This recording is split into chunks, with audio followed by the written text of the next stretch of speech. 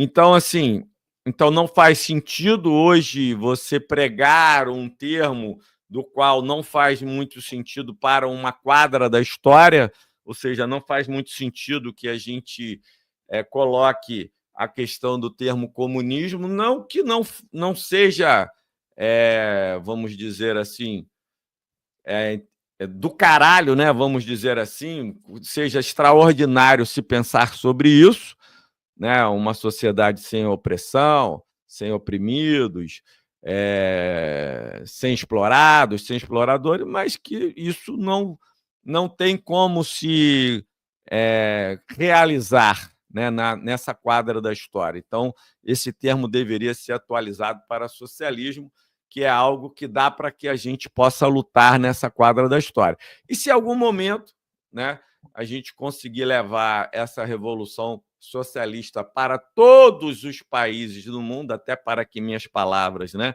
não sejam aqui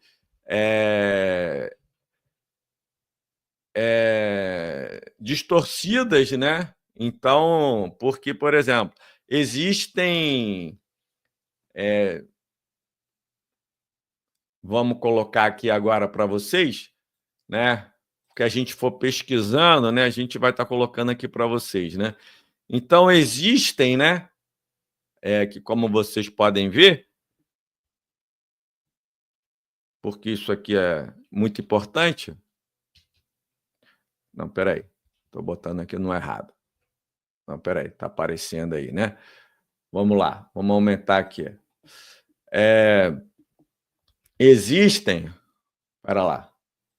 Aqui vamos aumentar aqui. Existem aqui, 123 países reconhecidos pela Organização das Nações Unidas, né? 123 países, tá? Então, olha lá, estou aumentando aí para vocês, ó. Então, assim, existem 103, tem mais Julieta aqui, boa noite. O Brasil pode pensar numa revolução socialista com essa esquerda calminha que compõe o atual campo progressista? Isso aí vai ser tema aí para um próximo vídeo nosso aí. Hoje o foco não é esse, mas obrigado aí pela participação, Maria de Lourdes Bitarães. Eu acho que dá sempre para pensar em revolução, né? Até porque as condições agora é uma esquerda que seja revolucionária, né? Uma esquerda que não é revolucionária, né? Ela quer apenas administrar o capitalismo, né? Isso aí, né, nunca vai acontecer uma revolução sem uma esquerda revolucionária. Agora também, Maria de Lourdes, não adianta a esquerda se dizer revolucionária e não ser, né? Ela tem que ter uma praxis revolucionária, né? Então, uma esquerda que está construindo aí uma revolução imaginária também não contribui muito, né, Maria de Lourdes? Então, a gente tem que só pesar aí tudo isso, né? Mas vamos voltar aqui. Então, existe aí 193 países reconhecidos pela Organização das Nações Unidas, a ONU. Né? Então, assim, se você for pensar aí, né? Vamos dizer que existam 6 países socialistas no mundo, né? 6 países socialistas no mundo. Então, você tem aí 187 países capitalistas, né? Então, evidentemente, que diante aí desta realidade, né? Diante desta realidade, não dá, né, para você ter qualquer fantasia, né, com relação à questão do comunismo. Como é que você vai ter essa fantasia da questão do comunismo se tem 193 países no mundo e apenas 6 países que iniciaram essa transição do socialismo, né? Que fizeram a Revolução Socialista e que são experiências socialistas, né? Para você ter essa possibilidade do comunismo, teriam que o socialismo ter avançado em 193 países no mundo, né? Inclusive nos Estados Unidos da América. Né? Então, vamos botar a telinha aí dos 193 países do mundo, né? inclusive nos Estados Unidos da América, e, por exemplo, todos esses países como socialista para você conversar sobre como acabar com os exércitos, acabar com as bombas atômicas, né?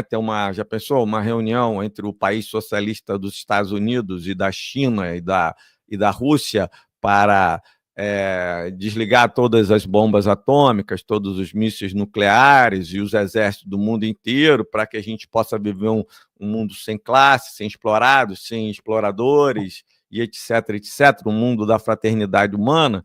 Então, isso não está colocado nessa conjuntura. Então, eu acho que quem quer ser um revolucionário tem que falar coisas reais para a população, né? E não coisas que estão dissociadas da realidade. Então, o mais revolucionário no Brasil hoje seria fundar um partido socialista brasileiro revolucionário. Então, isso aí seria o mais revolucionário, né?